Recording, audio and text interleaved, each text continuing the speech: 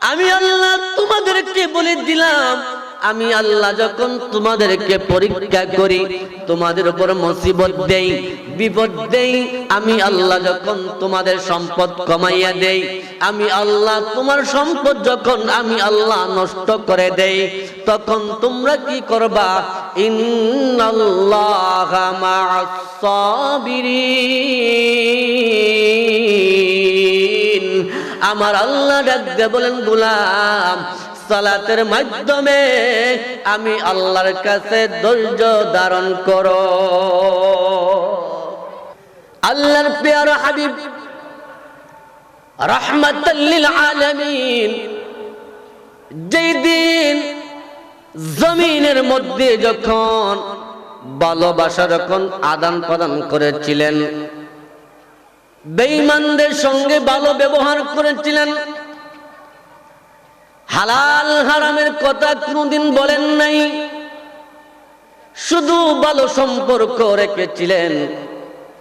আল্লাহর নবীকে বেঈমান মুশরিকরা ডাক দিয়ে বলেছে, মক্কার জমিনে মুহাম্মদের সন্তান আব্দুল্লাহর সন্তান মুহাম্মদ একজন ভালো মানুষ, তার মতন ভালো মানুষ মক্কার জমিনে দ্বিতীয় আর কোনদিন হতে পারে না। আল্লাহ রাব্বুল আলামিন ডাক দিয়ে বলেন, নবী গো, আমি আপনাকে 40 বছর দাওয়াত দেওয়ার কথা এই জন্য বলি নাই। আমি আল্লাহ তাআলা 40 বছর পর্যন্ত বেঈমান মুশরিকদের সঙ্গে ভালো ব্যবহার সুন্দর করে চলার জন্য বলেছি। আর আমি আল্লাহ সেটাও জানি, বেঈমান মুশরিকরা আপনাকে বিশ্বাসী আল আমিন উপাধি দিবে। আর যখন আপনি যখন এক আল্লাহর কালেমার দাওয়াত দিতে শুরু করবেন, ওই দিন থেকে বেঈমান মুশরিকরা আপনাকে আর ভালো পাবে না। এরে সুন্নি মুসলমান, আমার নবী আপনার নবী যখন এক আল্লাহর দাওয়াত দেওয়ার জন্য যখন শুরু করে দিলেন, বেঈমান মুশরিকরা ডাক দিয়ে বলতেছে, আব্দুল্লাহর পুত্র মুহাম্মদ পাগল হয়ে গেছে, আর মুহাম্মদকে আল আমিন বলা যাবে না, ভালো মানুষ বলা যাবে না। আব্দুল্লাহর পুত্র মুহাম্মদ ক্ষতিগ্রস্ত হয়ে গেছে। বেঈমান মুশরিকরা যখন আমার নবীকে বলেছে আব্দুল্লাহর পুত্র মুহাম্মদ ক্ষতিগ্রস্ত হয়ে গেছে, আর আমার আল্লাহ তাআলা সঙ্গে সঙ্গে সূরা আসর নাজিল করে দিলেন। ডাক দিয়ে বলছেন, ও দুনিয়ার মুশরিক বেঈমানেরা শুনিয়া রাখ, আমার বন্ধু জমিনের মধ্যে ক্ষতিগ্রস্ত নয়, আমি আল্লাহ জানাইয়া দিলাম, তোরা আমি আল্লাহর বন্ধুর সঙ্গে দুশ্মনী করিয়া বেঈমানি করিয়া তোরা দুনিয়ার মধ্যে ক্ষতিগ্রস্ত হয়ে গেছ। আমার আল্লাহ রব্বি করিম সূরা আসরের মধ্যে আমার আল্লাহ বলছেন, ওয়াল্লাহ এদিক সেদিক আমি আর কথা বলবো না, শুধু এই আয়াতের মধ্যে সূরা তাফসীর ঢুকে গেলাম। আল্লাহ ডাক দিয়ে বলছেন, ওয়াল্লাহ সময়ের কসম। কোন সময়ের কসম? আমার আল্লাহ ডাক দিয়ে বলতেছেন, আমি আল্লাহ কসম না করলে পারতাম। দেখবেন জমিনের মধ্যে আমরা যখন একজন আরেকজন সঙ্গে যখন কোনো কথা বলি, স্বাভাবিক কিছু মানুষ আছে কথাগুলি এত সহজে বিশ্বাস করতে চায় না, কথাটাকে শক্ত করার জন্য গ্রান্টেড করার জন্য বলে আল্লাহর কসম, বলে কিনা? একটু আওয়াজ দেন, বলে কিনা? কিন্তু সমাজের মধ্যে কিছু মানুষ আছে ডাক দিয়ে বলতেছে, আমার ব্যবসার কসম, আমার মা বাবার কসম, আমার সন্তানের কসম, আমার মরা বাবার কসম। এর মানে বোঝা যায় মানুষ যখন কসম খায় দামি জিনিসের কসম করে, ঠিক না বেঠিক? করেনি? আজ পর্যন্ত কেউ শুনছেন যে আমার জুতার কসম কেউ খাইছে? হ্যাঁ, জুতাটা নিকৃষ্ট দীক্ষা, এই জন্য জুতার কসম কেউ করে না। কিন্তু যারা মরা বাবার কসম করে, ব্যবসার কসম করে, এরপরে আরো অনেক কিছুর কসম করে, যে অনেক বড় ধরনের গুনাহ। কসম হবে একবার তো আল্লাহ। কার হবে? আল্লাহ। বন্ধুরা আমার, আমার আল্লাহ ডাকতে বলেন ওয়াল আসর, সময়ের কসম। কোন সময়ের কসম জানো রে সুন্নি মুসলমান? আমরা সাধারণত সবাই জানি, আমাদেরকে যদি কেউ ব্যবসা করতে বলে, ব্যবসা করার আগে কিসের প্রয়োজন? ব্যবসা করতে গেলে কিসের প্রয়োজন হয়?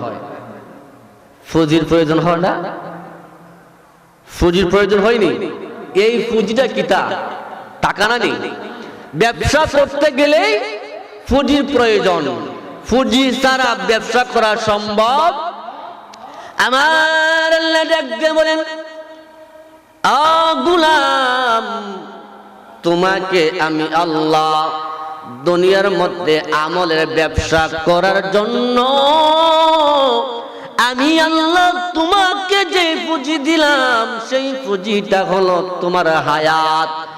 আর আল্লাহ পাক যেই হায়াত দিয়েছেন, যেই সময় দিয়েছেন, আমার আল্লাহ ওই সময়ের কসম করেছেন শুধুমাত্র কথাটা শক্ত করার জন্য, গ্রান্টেড করার জন্য। আমার আল্লাহ শুধু এই আয়াতের মধ্যে, সূরার মধ্যে কসম করেন নাই। আমার আল্লাহ তাআলা অন্য সূরার মধ্যে কসম করেছেন, তিন পদের কসম, ওয়াজাইতুন, জাইতুনের কসম, ওয়াতুরি সিনিন, সিনাই পর্বতের কসম, ওয়াহাদাল বালাদিল আমিন, মক্কা মদিনার কসম। আমার আল্লাহ সূরা ৩-এর মধ্যে একবার নয়, দুইবার নয়, চারবার কসম করেছেন। অন্য আয়াতের মধ্যে বলেছেন ওয়াদুহা, দিনের আলোর কসম, ওয়াল্লাইলি ইযা সাজা, রাতের অন্ধকারের কসম।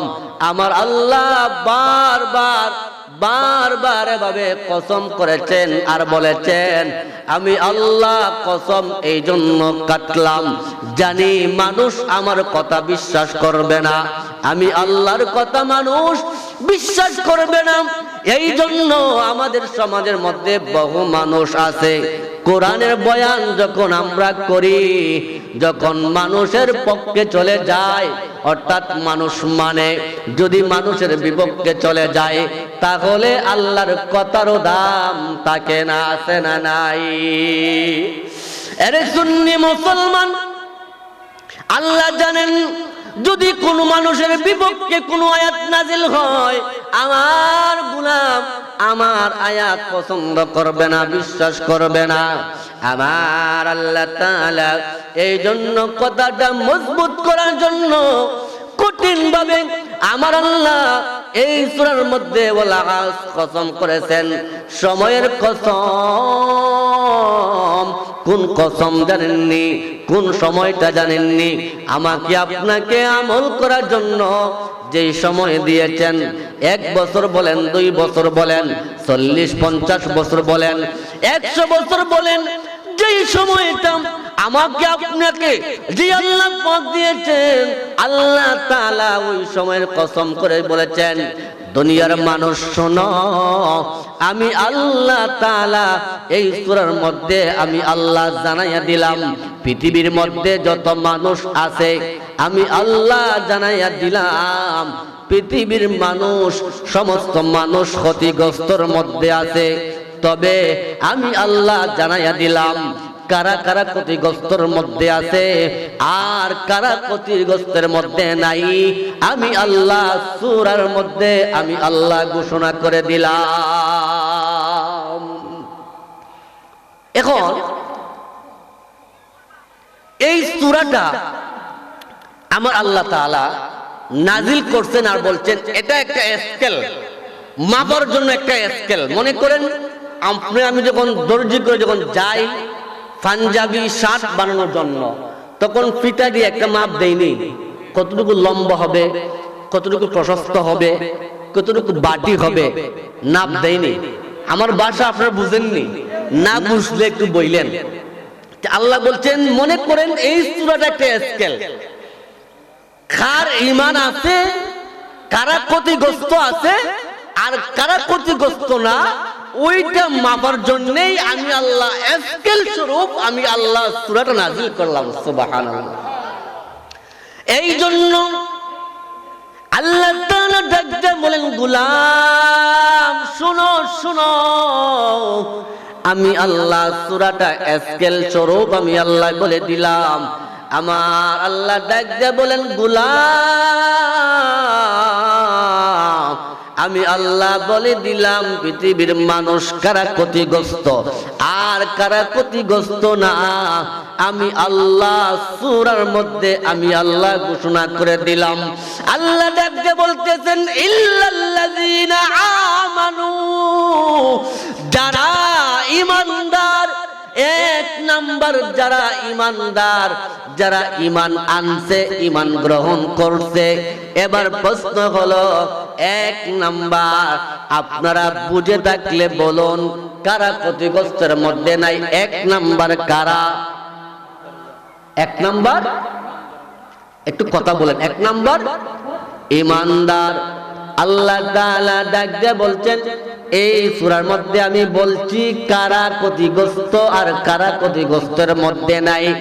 আপনারা এখানে যারা আছেন আপনারা নিজেই নিজের স্কেল দ্বারা আপনারা মেপে নিবেন, আপনারা কি ক্ষতিগ্রস্তের মধ্যে আছেন নাকি আল্লাহ ওয়ালাদের পথে আছেন, সেটা বুঝতে পারবেন আমার ওয়াজের মাধ্যমে। আল্লাহ ডাকতে বলতেছেন প্রথম নাম্বার ইল্লাল্লাযীনা আমানু, যারা ঈমানদার, যারা ঈমান আনছে। ঈমানদার কারা? যারা আল্লাহকে মানে। শুধু কি তারা ঈমানদার? আপনারা বলুন বেঈমানরাও আমার আল্লাহকে মানে কিনা? আওয়াজেন মানে কিনা? বেঈমানরা আমার আল্লাহকে আল্লাহ মানে, মুশরিকরাও আমার আল্লাহকে আল্লাহ মানে, কিন্তু আমার নবীকে সবাই নবী মানে না। আল্লাহ ডাকতে বলতেছেন আমাকে মানলে নবী মানা হবে না, আমার বন্ধুকে মানলে আমাকে মানা হবে। আল্লাহ তাআলা বলেন আমাকে মানলে হবে না। ঈমান যদি আনতে হয়, ঈমানদার যদি দাবি করতে চাও, যদি ঈমানদার হতে চাও, তাহলে আমার বন্ধুকে মানতে হবে। আমার বন্ধুকে মানলে আমি আল্লাহকে মানা হয়ে যাবে। এই জন্য বলে আল্লাহ মানা নবী মানা নয়, নবী মানলে আল্লাহ মানা হয়।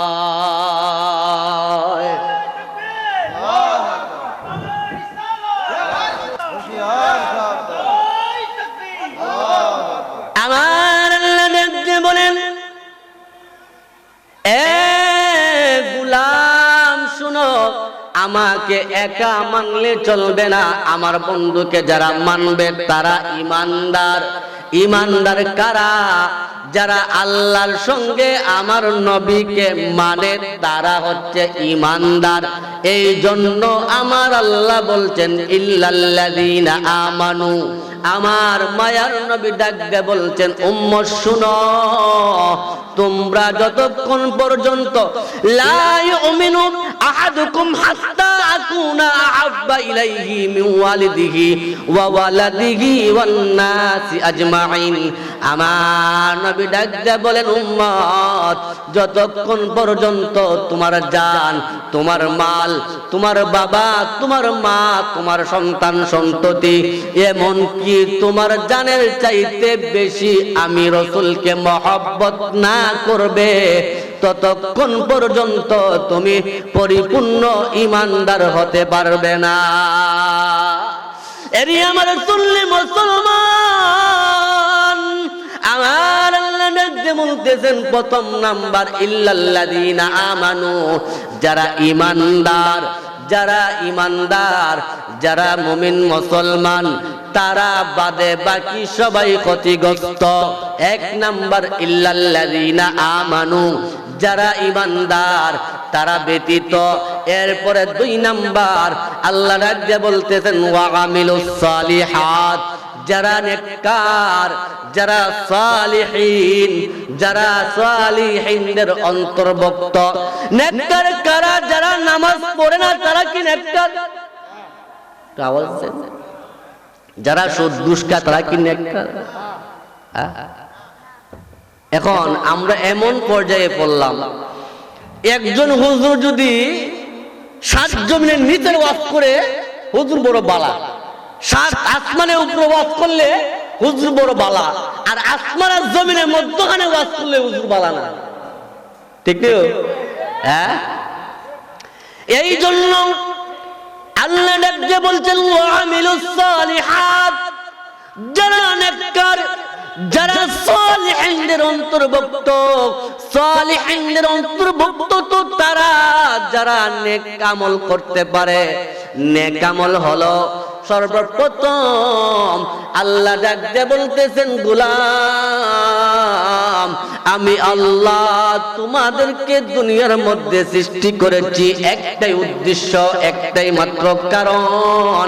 আমার আল্লাহ ডাকতে বলতেছেন ওয়া মা খালাকুতুল জিন্না ওয়াল ইনসা ইল্লা লিয়াবুদুন। গোলাম, আমি আল্লাহ তোমাদেরকে সৃষ্টি করেছি একটাই মাত্র কারণ, ইল্লা লিয়াবুদুন, আমি আল্লাহর গোলামি করার জন্য, আমি আল্লাহর ইবাদতের জন্য। যদি কেউ গোলামি করে, ইবাদত করে, তাহলে আমি আল্লাহ তাকে নেককার হিসাবে ঘোষণা করব, সালিহিনদের অন্তর্ভুক্ত বানাইয়া দিব। তাহলে আপনারা বুঝে রাখলে বলুন, 1 নাম্বার হচ্ছে আমানু, ইমানদার। 2 নাম্বার হচ্ছে ওয়া আমিলুস সালিহাত, যারা নেককার সালিহিনদের অন্তর্ভুক্ত। এরপরে আমার আল্লাহ ডাকতে বলতেছেন ওয়া তাওয়াসাউ বিল হক, যারা সর্বদা সত্য কথা বলে, মিথ্যা কথা বলে না, হক কথা বলে। আপনাদের সমাজে আসেনি মিথ্যা কথা কয় না মানুষ? আসেনি? এক বেচারা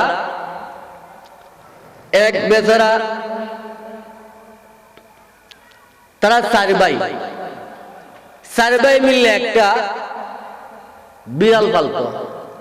এক ভাই যখন তার ঘরের মধ্যে গেছে, তার ঘরের মধ্যে যখন ট্যাং জুবাই দিছে, তখন এক ভাই গিতা করছে, মারছে বাড়ি মারছে, পরে 1 লাফ দেখে পড়ছে উন্দালের মধ্যে, আগুনের মধ্যে পড়ছে। আর এই আগুন লইয়া গিয়ে উঠছে চালের মধ্যে। আগে তো সনের চাল আছিল না, টিনের চাল তো পড়াইছে। এই চালের মধ্যে যখন লাফ দিছে, লাফ দেওয়ার পরে এক একটা করে 3 বার গজল লেগেছে আগুন দিয়া। এখন ওই 3 ভাই মিল্লা এখন বিচার সালিশ ডাকছে এলাকার মুরব্বীর কাছে। এখন মুরব্বীর কাছে যখন গেছে, তখন সমস্ত বিপদ আইছে ওই বাইরের উপরে। বাইরে কেলো, বিলাইরে মারলো, আর মারার কারণে ওই বিলাইকে লাভ দিছে, লাভ দিয়া 3 বারে গড় জ্বালাইছে আগুন। এখন ওই ভাই কিটা করছে, 3 ভাই মিল্লা 5,000 টাকা দিয়েছে চাচারে বিচার করার লাগিয়া, পক্ষে রায় দিবার লাগিয়া। আর ওই এক ভাই সে চলে গেছে, ওই মুরব্বী চাচার কাছে গেছে, গিয়া কিটা করছে, লুকাইয়া 10,000 টাকা দিয়েছে ফটো বইয়া। আমি মিথ্যা কথা বললে আমাকে বলবেন। 10,000 টাকা মুরব্বী চাচার পকেটে ঢুকাই দিয়েছে। বিচারের মধ্যে আইছে, আইয়া দেখা যায় মুরব্বী চাচা, দেখা যায় ওই একবার পক্ষে রায় দেয়। এখন 3 ভাই করেছে, চাচা আপনার তো 5,000 টাকা দিলাম, এখন দিকে রায়ুন দেখিতা। এখন চাচাই কইতেছেন বাতি যা 5,000 টাকারে 10,000 টাকা খাই লিখছে। কিতা করছে? 5,000 টাকারে 10,000 টাকায় খাই লিখছে। এখন ওই মুরব্বী কইতেছে, সমাজে কয়েছে, আপনারা বলেন তো একটা বিড়ালের কয়টা পাও থাকে? 4টা পাও থাকে। এখন 4 ভাই বাট একটা করে পড়ে। এখন যে বাড়ি দিছে হে এর ফার মধ্যে বাড়ি দিছে, হে তো আর 2 ফার মধ্যে বাড়ি দিছে না, তার ফার মধ্যে সে বাড়ি দিছে। এখন আর বিচারের মধ্যে এখন তার গোল জ্বললে তার সমস্যা কি? তা অন্য ভাই ট্যাঙ্ক তো ভাঙছে না, ভাঙছে তার নিজের পাও নিজে ভাঙছে। এখন বাকি 3 পাও তো আর সে ভাঙছে না। ওই বিচার করতে গিয়া 10,000 টাকা বিচার উল্টে গেছে গিয়া। এখন আমাদের সমাজের মধ্যে আসেনি এমন টাকার কারণে হক কথা নাই। আপনার এলাকার আসেনি মনে হয় নাই, আমরা এলাকায় যে বহুত কিছু আছে। 5,000 টাকা দিলই চাচা বিচার মধ্যে উল্টে দেন গিয়া। বন্ধুরা আমার আল্লাহ ডাকতে বলেন 3 নাম্বার হলো ওয়াতাওয়াসাউ বিল হক, যারা সর্ব অবস্থায় হক কথা বলে, সত্য কথা বলে। আপনারা জানেন আগের যুগের মানুষ যারা মুরব্বী ছিল তারা জীবনে কোনোদিন মিথ্যা কথা বলতো না, গুনাহ হবে বলে। আর বর্তমান সমাজের মুরব্বী বাবারা সত্য কথা বলে না, বিপদ পড়ব বলে। আগে মুরব্বী মানুষ সবাই মনে করেন তাদের ঈমানটা শক্ত ছিল, মজবুত ছিল, তারা আল্লাহকে ভয় করত। আল্লাহকে ভয় করার কারণে তারা কোনোদিন মিথ্যা কথা বলতো না বলে। মিথ্যা কথা বললেই পাপ হবে, আর মিথ্যা কথা বললেই মানুষের হায়াত কমবে, আগে বলতো না মুরব্বীরা। আর এখন কোন মানুষ কোন মজলিসে গিয়া বা কোন জনসভায় গিয়া হক কথা বলতে চায় না। হক কথা বললেই বিপদে পড়তেইব। আমি কি মিথ্যা কথা বলতেছি? আপনারা বুঝে রাখলে বলবেন, আর যদি আমার কথা না বুঝেন তাহলে তাও বলবেন। হক কথা বলে না, মুসিবতে পড়বে বলে। আর আগে মিথ্যা কথা কইতো না, গুনাহ হইব বলে। পার্থক্য আসেনি। এই জন্যই সমস্ত গুনাহের মা বাবা হচ্ছে মিথ্যা কথা। মিথ্যা কথা বললেই মানুষের কবিরা গুনাহ হয়, মিথ্যা কথা বললেই মানুষের হায়াত কমে। এই জন্য সমস্ত গুনাহের মা বাবা হচ্ছে মিথ্যা কথা। সম্মানিত হাজিরিন, আমার আল্লাহ ডাকতে বলেন গোলাম শুনো শুনো, 3 নাম্বার হলো ওয়াতাওয়াসাউ বিল হক, যারা সত্য কথা বলে, মিথ্যা কথা বলে না। এখন বলুন 1 নাম্বার হলো ইল্লাল্লাযীনা আমানু, যারা ঈমানদার। 2 নাম্বার ওয়া আমিলুস সালিহাত, যারা নেককার সালিহিনদের অন্তর্ভুক্ত। 3 নাম্বার ওয়াতাওয়াসাউ বিল হক, যারা সর্ব অবস্থায় আল্লাহর বান্দা হয়ে এই আসমানের নিচে জমিনের উপরে সর্ব অবস্থায় হক কথা বলে, মিথ্যা কথা বলে না। 4 নম্বর হলো ওয়াতাওয়াসাউ বিস সাবর, যারা সর্ব অবস্থায় আল্লাহর কাছে সবর করে, ধৈর্য ধরে।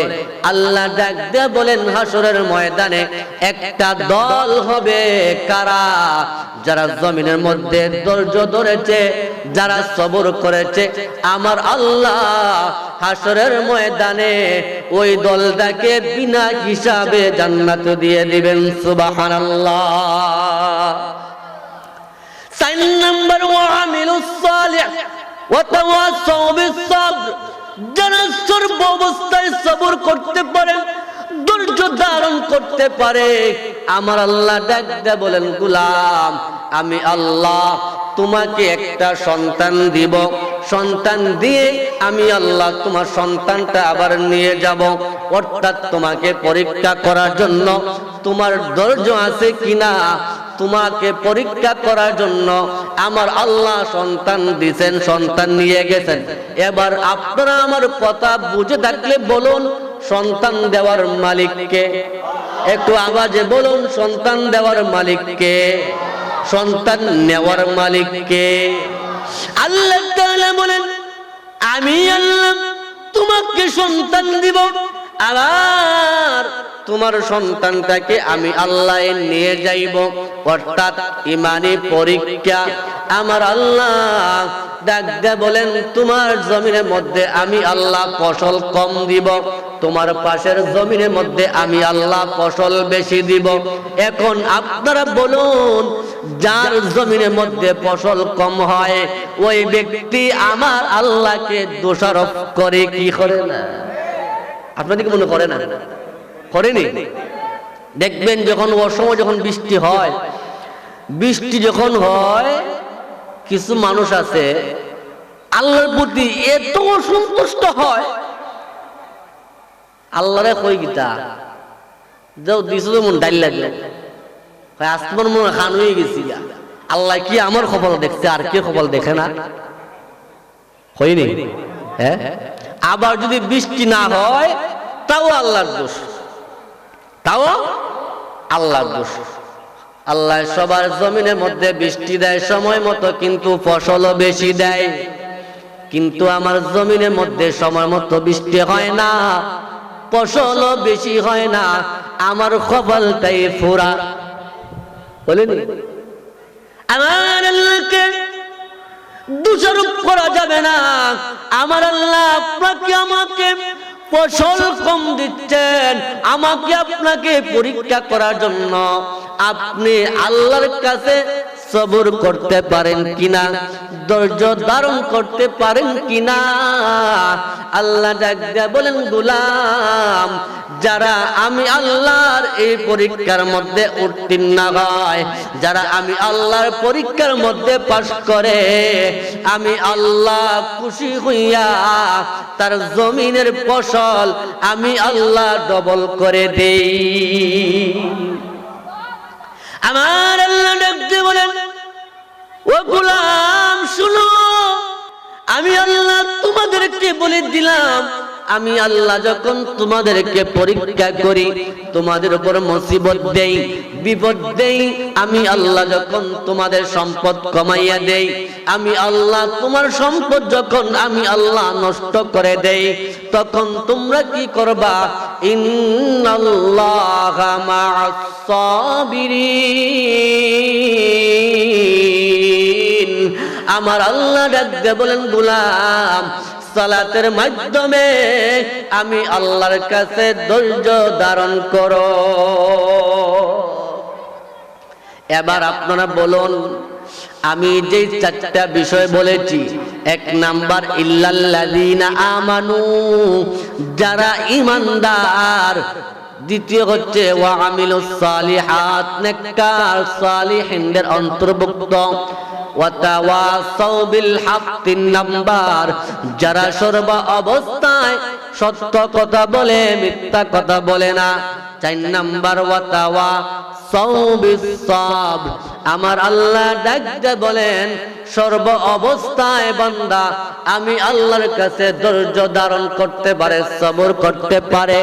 ও মুসলমান সুন্নি জনতা, আমার বৃদ্ধ বাবাজিরা, কলিজার টুকরা যুবক ভাইয়েরা গো, আমি যে 4টা বিষয় বলেছি, এবার বালিশের মধ্যে মাথাটা লাগাইয়া চিন্তা করে দেখবেন আপনি 4টা গুণের মধ্যে আছেন কিনা। দেখবেন ওই সূরাটাই আপনার জন্য মাপার একটা স্কেল হয়ে যাবে। আর কোন সমস্যা আসেনি? আমার আল্লাহ বেঈমান মুশরিকরা যখন আমার মায়ের নবীকে যখন মিথ্যা অপবাদ দিয়েছিল, আব্দুল্লাহর পুরা মুহাম্মদ ক্ষতিগ্রস্তর মধ্যে পড়ে গেছে, ক্ষতিগ্রস্ত হয়ে গেছে।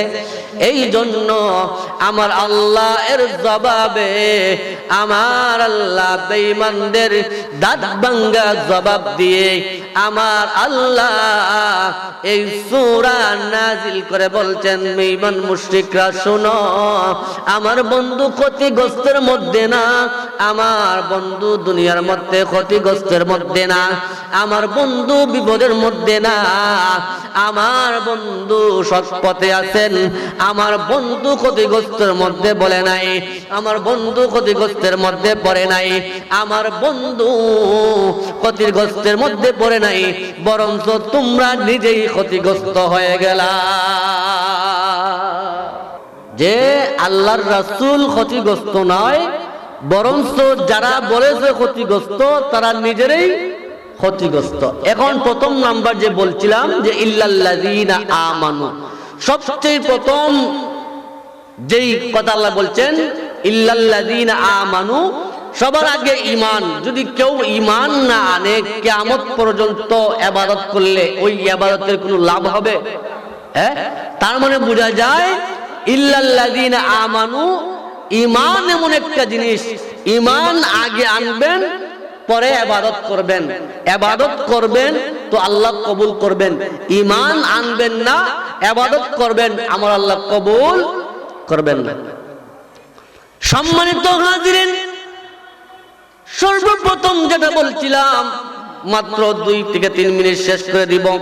ইল্লাল্লাযীনা আমানু, যারা ঈমানদার, আমার নবীকে যারা গ্রহণ করেছে। এবার প্রশ্ন হলো কারা গ্রহণ করেছে? আল্লাহর নবী যখন মেরাজ করতে গিয়েছিলেন, আল্লাহর নবী যখন মেরাজ করে যখন জমিনের মধ্যে আসলেন, আয়েশা যখন আবু জাহেলকে বলতেছেন, আবু জাহেল আমি আল্লাহর নবী আল্লাহর সঙ্গে দিদার করেছি, আল্লাহর সঙ্গে আমি নবী মেরাজ করেছি। এই মুহূর্তে এই রাত্রির মধ্যে আমি আল্লাহর রাসূল আল্লাহর সঙ্গে সফর, আল্লাহর কাছে সফর করেছি, মেরাজ করেছি। আর আবু জাহেল ডাকতে বলতেছে না না, আমার মনে হয় আব্দুল্লাহ সন্তান মুহাম্মদ মনে হয় পাগল হয়ে গেছে। আবু জাহেল বিশ্বাস করতে রাজি হয় না। আবু জাহেল দৌড়াইয়া চলে গেল আল্লাহর নবীর শ্রেষ্ঠতম সাহাবী হযরতে আবু বকর সিদ্দিক রাদিয়াল্লাহু তাআলা আনহুর কাছে যাইয়া বলতেছে, ও আবু বকর, শুনছনি তোমার নবী বলতেছে এই রাত্রির মধ্যে এসে নাকি আল্লাহর সঙ্গে দিদার করেছে, আল্লাহর কাছে মেরাজ করেছে, আল্লাহর কাছে গিয়েছে। এটা কোন ধরনের কথা? পাগলামি ছাড়া আর কোনো কিছু নাই। আবু বকর ডাকতে বলতেছে, আবু জাহেল তুমি আমাকে বলো যে কথাটা আমার কাছে তুমি বলতে আসছো, সেই কথাটা কি আল্লাহর নবীর জবান মুবারকের কথা নাকি আর অন্য কোন মানুষের কথা? আবু জাহেল ডাকতে বলতেছে, না না না, অন্য কোন মানুষের কথা নয়, সেটা আব্দুল্লাহর পুত্র মুহাম্মদের জবানের কথা। আবু বকর ডাকতে বলতে আছে, আবু জাহেল আল্লাহর নবী যদি পবিত্র জবান দ্বারা যদি এই কথা বলে থাকেন, তাহলে আমার নবীর জবান মুবারকের কথাটাই সত্য, আমি মেনে নিলাম। আবু জাহেল তার জ্ঞান তার ভিতর এতই পচা, এতই নোংরা ছিল, সে আমার নবীর কথা বিশ্বাস করে নাই, আমার নবীকে মানে নাই। আর আবু বকর আমার রাসূলকে এমন ভাবে বিশ্বাস করছে, এমন ভাবে মেনেছে, সে মানার কারণে শ্রেষ্ঠ সাহাবী হয়ে গেছে। আর আমার আল্লাহ তাআলা নিজে আবু বকরকে সালাম দিলেন, সুবহানাল্লাহ। আল্লাহ পাক রব্বুল আলামিন, আমি গুনাহগার যা বলেছি আল্লাহ পাক যেন আমাদের সকলকে আমল করার তৌফিক দান করে, সবাই আল্লাহুম্মা আমিন। আর আমার যদি কথা দ্বারা যদি কেউ কষ্ট পায় থাকেন, সকলে ক্ষমার দৃষ্টি দেখবেন, আমার জন্য দোয়া করবেন, আমিও আপনার জন্য দোয়া করি। সকলে আমার জন্য দোয়া করে আমি এখানেই আমি বিদায় করছি। আসসালামু আলাইকুম ওয়া রাহমাতুল্লাহি ওয়া বারাকাতুহু।